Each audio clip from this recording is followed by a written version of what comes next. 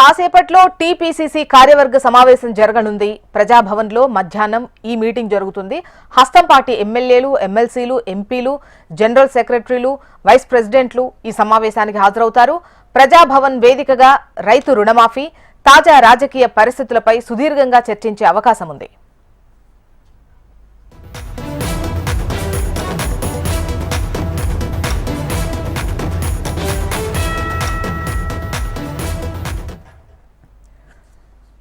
Right, మరి కాసేపట్లో TPCC కార్యవర్గ సమావేశం జరగనుంది. ప్రజాభవన్లో ఈ సమావేశం ఉంటుంది. హస్తం పార్టీ ఎమ్మెల్యేలు, ఎమ్మెల్సీలు, ఎంపీలు, జనరల్ సెక్రటరీలు, వైస్ ప్రెసిడెంట్లు ఈ సమావేశానికి హాజరవుతారు. ముఖ్యంగా రైతు రుణమాఫీ, తాజా రాజకీయ పరిస్థితులపై సుదీర్ఘంగా చర్చించేటువంటి అవకాశం అయితే ఉంది. పూర్తి వివరాలు మనకు ప్రేమ్ అందిస్తారు. ప్రేమ్, చెప్పండి, కార్యవర్గ సమావేశానికి సంబంధించి మీ దగ్గరటువంటి డీటెయిల్స్ ఏంటి?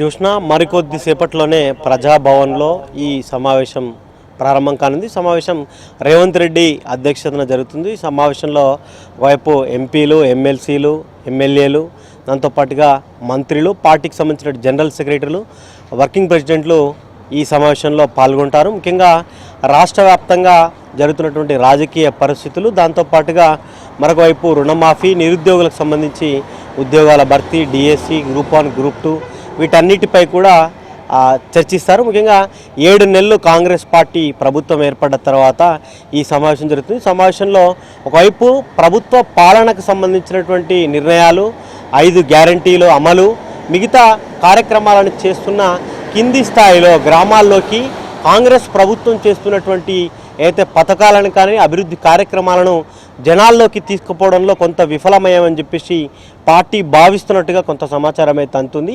దాంట్లో భాగంగానే, ఎందుకంటే 7 నెలల్లోనే కాంగ్రెస్ ప్రభుత్వం అధికారంలోకి రాకముందుకే ఇచ్చినటువంటి హామీలు, 100 రోజుల్లోపు అమలు చేస్తామన్నటువంటి గ్యారంటీలు కానీ, లేకపోతే ఆగస్టు 15 లోపు చేస్తామనుకున్నటువంటి రుణమాఫీ, దాంతోపాటుగా ఉద్యోగాల భర్తీ, వీటన్నిటిపై కూడా సుదీర్ఘంగా చర్చ చేయనున్నారు.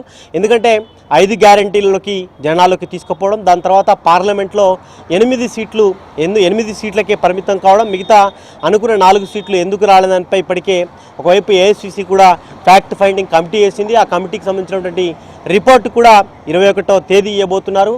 మరొక వైపు పెద్ద ఎత్తున బీఆర్ఎస్ నుంచి ఎమ్మెల్యేలంతా కూడా కాంగ్రెస్ పార్టీ చేస్తున్నటువంటి పాలన కానీ, లేకపోతే బీఆర్ఎస్లో ఉన్నటువంటి కుటుంబ ఆధిపత్యానికి వ్యతిరేకిస్తూ బీఆర్ఎస్లో ఉన్నటువంటి ఎమ్మెల్యేలు, ఎమ్మెల్సీలంతా కూడా కాంగ్రెస్ పార్టీలోకి రావడం, మరొక వైపు 5 గ్యారంటీల అమలు, రుణమాఫీ, దాంతోపాటుగా ఈ అభివృద్ధి కార్యక్రమాలు, వీటన్నిటిపై చర్చించిన తర్వాత ఒక్కొక్క అంశాన్ని జనాల్లోకి తీసుకువెళ్ళడానికి ఎట్లాంటి కార్యక్రమాలు చేయాలనే దానిపై కూడా ఒక రూపకల్పన చేసే అవకాశం ఉన్నట్టుగా కూడా తెలుస్తుంది. ఎందుకంటే ఇప్పుడు 3 రోజుల తర్వాత ఈ ₹1,00,000 రుణమాఫీ అయిన తర్వాత రైతు వేదికలలో ప్రతి ఒక్క కాంగ్రెస్ పార్టీకి సంబంధించిన ప్రజాప్రతినిధి ప్రతి ఒక్కరు కూడా రైతులతో భాగం చేసుకొని రైతులతో పెద్ద ఎత్తున సంబరాలు చేయాలని చెప్పేసి కూడా మరొకవైపు ప్రభుత్వం భావిస్తుంది.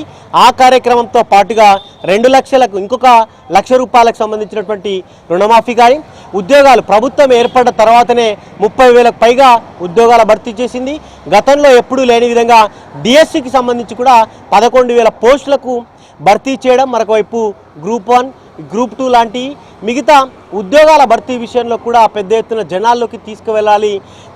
ప్రభుత్వం చేస్తున్న ప్రతి కార్యక్రమాన్ని కూడా కాంగ్రెస్ పార్టీకి సంబంధించినటువంటి ముఖ్య నేతలు, ప్రజాప్రతినిధులు జనాల్లోకి తీసుకువెళ్ళేలాగా ఒక రూపకల్పన అయితే చేసే అవకాశం అయితే ఉంది. జోష్న. రైట్, ప్రేమ్.